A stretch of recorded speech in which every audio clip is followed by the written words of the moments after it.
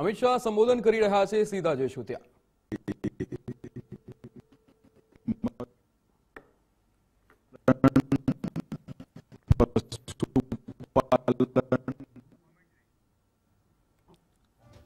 કેન્દ્રીય ગૃહમંત્રી અમિત શાહ આણંદની મુલાકાતે છે। આજે એમના જન્મદિવસના જે નિમિત્તે આજે એનડીડીબીની ડાયમંડ જ્યુબિલી સેલિબ્રેશનમાં અમિત શાહ દ્વારા હાજરી આપવામાં આવી છે। નવા એનડીડીબીએસ ભવનનું અમિતભાઈ શાહના હસ્તે શિલાન્યાસ કરવામાં આવશે। ત્રિભુવનદાસ પટેલની જન્મજયંતિની ઉજવણીમાં અમિત શાહ દ્વારા હાજરી આપવામાં આવી છે। સીએમ ભૂપેન્દ્રભાઈ પટેલ, હર્ષભાઈ સંઘવી પણ હાજર રહ્યા છે। જે રીતે આજે એમના જન્મદિવસના નિમિત્તે આણંદમાં જે રીતે ઉપસ્થિત રહ્યા છે અને એક કાર્યક્રમની અંદર કેન્દ્રીય ગૃહમંત્રી અમિત શાહ આણંદની મુલાકાતે છે। એનડીડીબીની ડાયમંડ જ્યુબિલી સેલિબ્રેશનમાં અમિતભાઈ શાહ દ્વારા હાજરી આપવામાં આવી છે। જે રીતે નવા એનડીડીબી ભવનનું અમિતભાઈ શાહના હસ્તે શિલાન્યાસ કરવામાં આવ્યું છે। ત્રિભુવનદાસ પટેલની જન્મજયંતિની ઉજવણીમાં પણ હાજરી આપી છે। સીએમ ભૂપેન્દ્ર પટેલ અને સાથે જ હર્ષભાઈ સંઘવી પણ આ કાર્યક્રમમાં ઉપસ્થિત રહ્યા છે। જે રીતે જગદીશ વિશ્વકર્મા પણ આ કાર્યક્રમની અંદર ઉપસ્થિત રહ્યા છે। કેન્દ્રીય ગૃહમંત્રી અમિતભાઈ શાહ આજે આણંદની મુલાકાતે છે। એમના જન્મદિવસના નિમિત્તે અનેક જે રીતે કાર્યક્રમોમાં એ હાજરી આપવાના છે, ત્યારે કેન્દ્રીય ગૃહમંત્રી અમિતભાઈ શાહ આણંદની મુલાકાતે એનડીડીબીની ડાયમંડ જ્યુબિલી સેલિબ્રેશનમાં અમિતભાઈ શાહ દ્વારા હાજરી આપવામાં આવી છે। નવા એનડીડીબી ભવનનું भली भांति परिचित हूं। आज त्रिभुवन भाई का जन्मदिन है।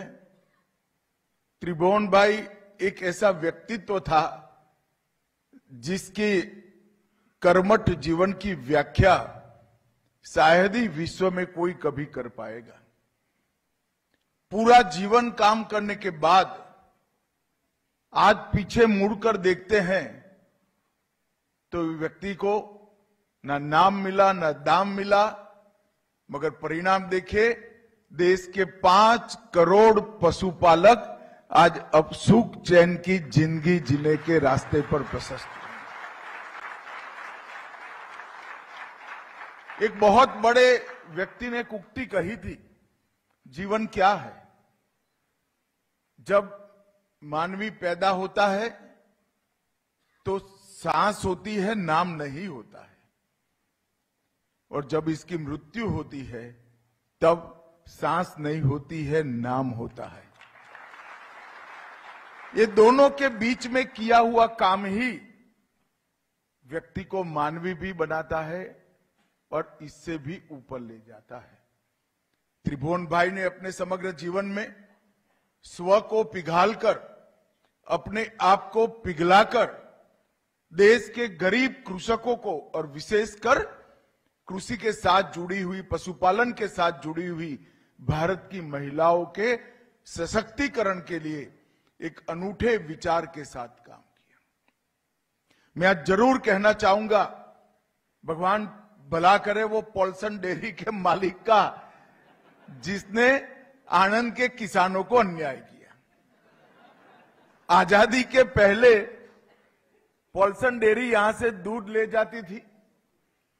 दूध ले जाने में उनका दूध का बिक्री नहीं हुआ तो नहीं ले जाते थे, फिर किसानों का दूध बेकार जाता था, दाम भी ठीक से नहीं देते थे। इसमें से एक संघर्ष हुआ। स्वाभाविक रूप से अंग्रेजों ने पॉल्सन डेयरी का पक्ष लिया और त्रिभुवन भाई, युवा त्रिभुवन दास ने सरदार पटेल के पास जाकर फरियाद की। सरदार ने अपने स्वभाव के अनुरूप जवाब दिया, रोने से कुछ नहीं होता, काम करने से परिवर्तन होता है। आप लोगों ने कोऑपरेटिव बनानी चाहिए। और भाइयों बहनों, एक व्यक्ति ने एक गांव की छोटी सी कोऑपरेटिव बनाई जो आज देश के 2 करोड़ किसानों को सहकारी क्षेत्र के साथ जोड़कर हजारों करोड़ रुपए का व्यापार। जैसे अगर अफ्रीका के फर्स्ट क्लास के ट्रेन के डब्बे में मोहनदास करमचंद दास गांधी को वो अंग्रेज उठाकर बाहर न फेंक देता तो दुनिया को महात्मा न मिले होते। उसी तरह से पॉल्सन डेयरी ने अगर अन्याय न किया होता तो आज भारत में अमूल नहीं होता। मगर अमूल ऐसे नहीं बनता है। अपने जीवन पर्यंत, और मैं जो कह रहा हूं बहुत बड़ी बात है भाई, कि अपने आप को, स्व को पिघालकर, अपने आप को साइड पर रखकर, जरा भी यश की अपेक्षा करे बगैर मूल सहकारिता की भावना के साथ एक एक किसान को जोड़ने का यत्न, प्रयत्न और सफलता त्रिभुवनदास जी ने प्राप्त करी। और वो महान मानव के कारण आज देश के करोड़ों किसान और विशेषकर महिलाएं समृद्ध हो रही हैं। मैंने गांधीनगर के एक कार्यक्रम में, अमूल के कार्यक्रम में, बनासकांठा की एक किसान महिला जिसके पैर में हवाई चप्पल थी, उसको 60 लाख रुपए का चेक दूध का दिया है। मित्रों, ये बहुत बड़ी उपलब्धि। यही हॉल में आशाबेन पटेल थी, जिनको 1,12,00,000 रुपए का चेक मैंने दिया था, यही हॉल में। और ये आज उपलब्धि जो किसान महिलाओं को हो रही है, उसका मूल कारण ये सहकारिता आंदोलन। और जब अमूल बन गया, और अमूल बनने के बाद हमारे देश के एक कर्मठ प्रधानमंत्री, जिसने भी पूरा जीवन देश के लिए ही काम किया, श्रीमान लाल बहादुर शास्त्री यहां अमूल को देखने आए। देखने तो बहुत लोग आते हैं, मगर महान लोग जो होते हैं वो देखकर इसको आगे बढ़ाने का काम करते हैं। लाल बहादुर शास्त्री 64 में अमूल डेयरी देखने आए और उन्होंने तय कर लिया कि सिर्फ गुजरात क्यों, पूरे देश के पशु पालकों को ये विचार का, एक कंसेप्ट का, ये सफल प्रयोग का फायदा होना चाहिए।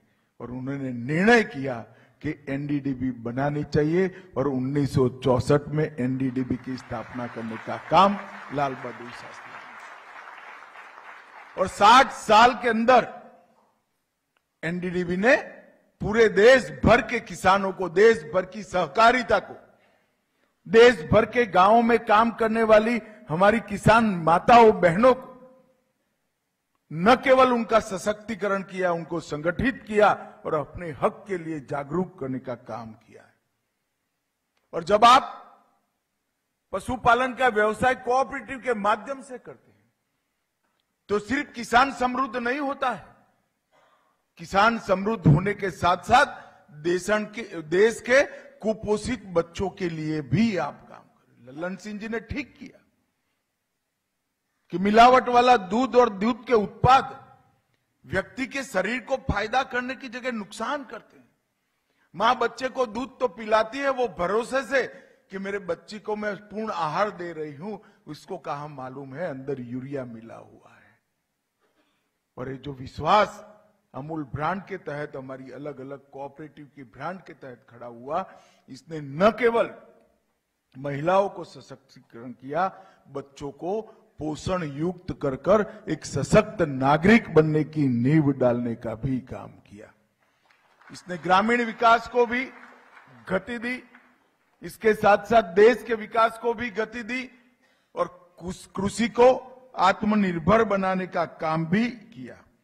और मोदी जी ने ये पूरे क्षेत्र, डेयरी हो, पैक्स हो या कृषि का फाइनेंस हो, ये सारे क्षेत्र को एक सालों से मांग थी, 70 साल से मांग थी कि एक राष्ट्रीय स्तर पर सहकारिता मंत्रालय बने, जो नीति विषयों में पूरे देश के सभी राज्य सरकारों का मार्गदर्शन करे, उनको साथ में ले, एक मंच पर लाए और गुड प्रैक्टिसेस का एक्सचेंज कर एक अच्छा प्रयोग कश्मीर से कन्याकुमारी तक जाए करे। और मोदी जी ने 70 साल के बाद सहकारिता मंत्रालय की स्थापना करने का कहा।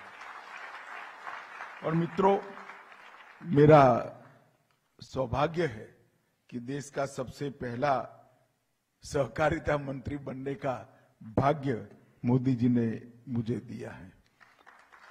मित्रों, त्रिभुवन भाई पटेल ने यहां पर एनडीडीबी के मुख्यालय का नींव रखा था। वो एनडीडीबी आज एक प्रकार से देश का नहीं, विश्व भर का बहुत बड़ा संस्थान बन गया है।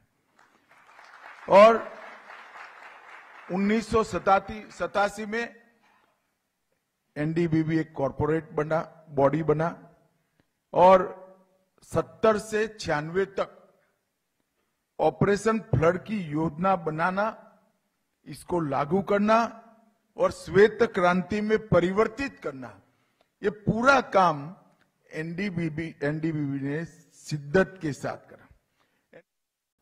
નમસ્કાર કરવી ગુજરાતમાં હું છું ધ્રુવિશા આપની સાથે। અમિત શાહ સંબોધન કરી રહ્યા છે, સીધા ત્યાં જઈએ। उसको मिल रहा है मित्रों, इसी को कहते हैं कि जब एक नेता विजनरी होता है तो किस प्रकार से चीजों को बदलता है। नरेंद्र भाई ने, मुझे ठीक याद है, गोवर्धन का पहली बार विचार रखा, तब वो सभा में था, ऑडियंस इससे 10 गुना होगा, सभी लोग थोड़ा मर्यादा से मगर मनोमन हंसते थे कि इस राज्य के मुख्यमंत्री क्या बोल रहा है, गोबर से बोला धन खड़ा होगा। और साहब देखिए, देखते देखते गोवर्धन आज जमीन पर पहुंचाने का काम हो गया है। भाइयों बहनों, 10,000 एफपीओ भी रजिस्टर करने में एनडीडीबी ने बहुत बड़ी सफलता प्राप्त की है और आगे आने वाले समय में ढेर सारा काम एनडीडीबी के नेतृत्व में होगा। मैंने उनको ये भी कहा है कि दूध स्वदेशी, दूध का उत्पादक स्वदेशी, दूध का खाने वाला स्वदेशी और उसके बनाने की मशीनरी क्यों विदेशी हो।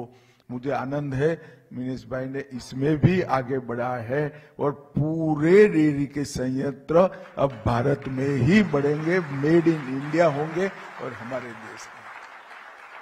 आज हमारे देश को टेक्नोलॉजी से सबसे ज्यादा तेज बच्चे अगर कहीं पर है तो हमारे देश में है और ये टेक्नोलॉजी को हम उपयोग करें और हमारा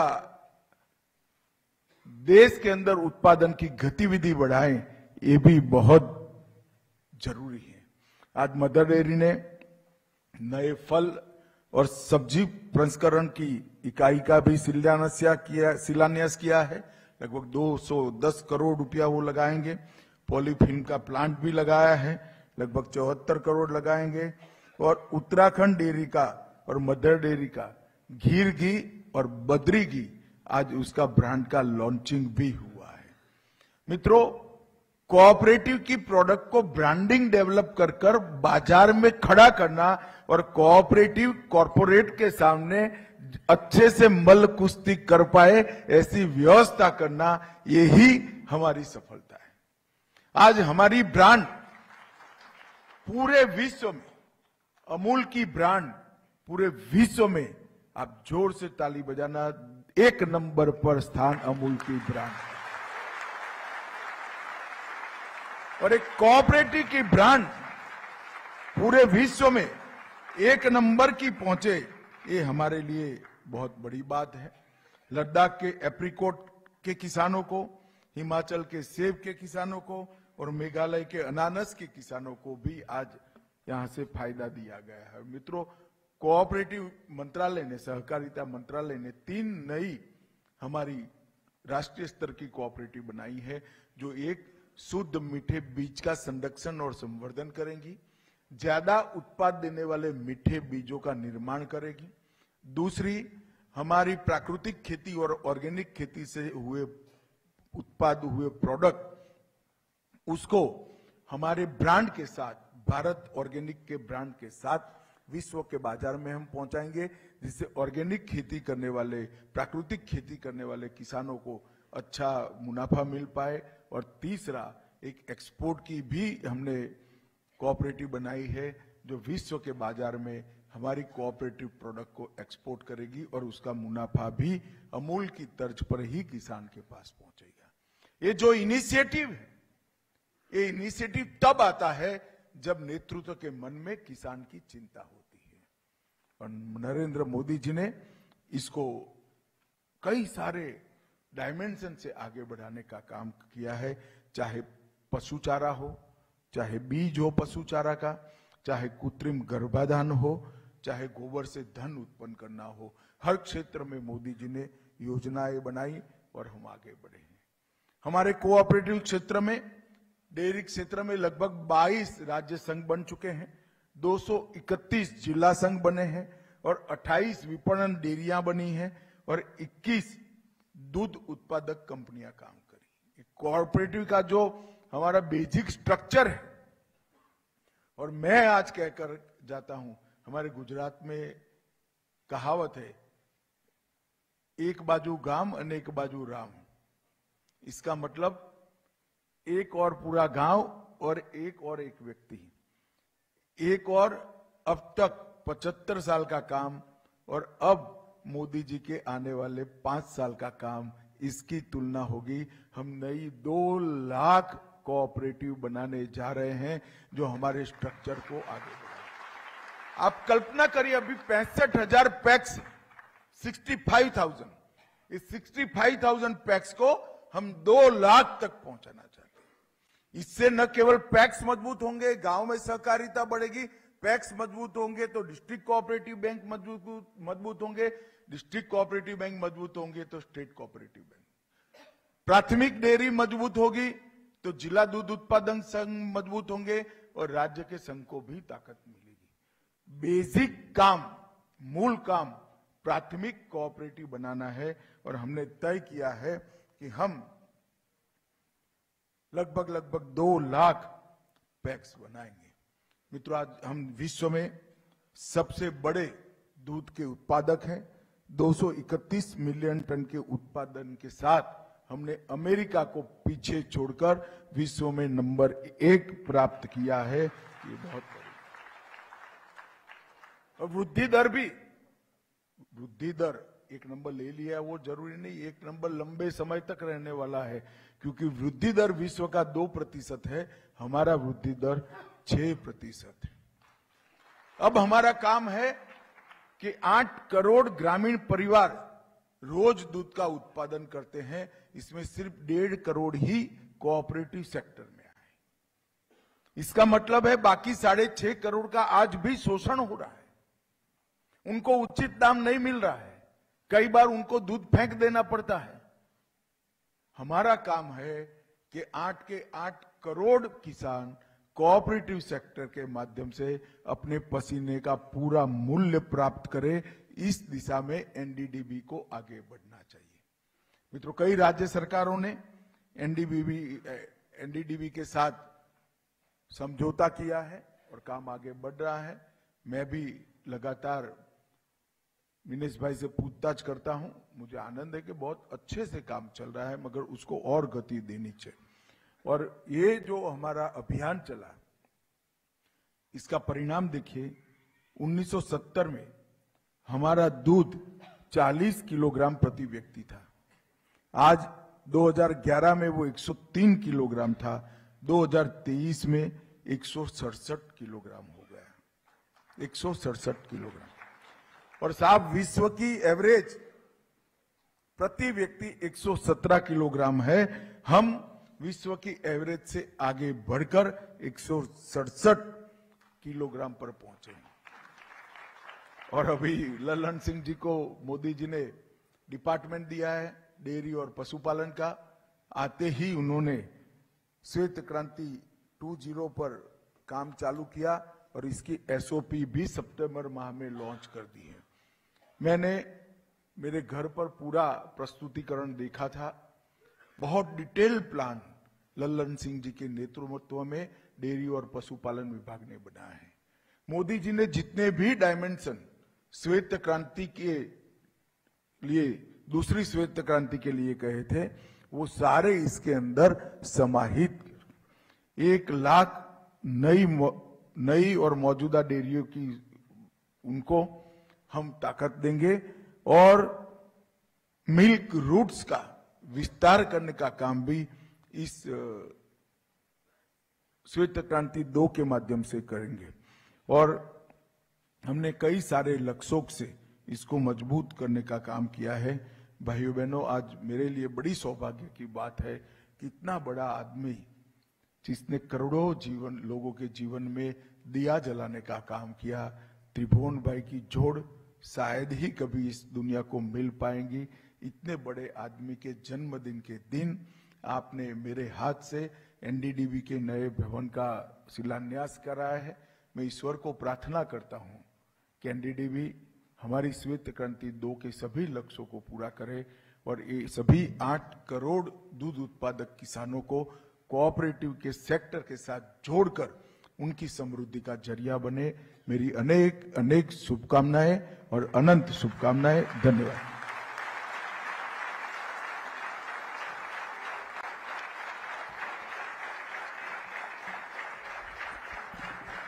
माननीय गृह एवं सहकारिता मंत्री श्री अमित शाह जी, आपके विचारों के लिए बहुत बहुत धन्यवाद।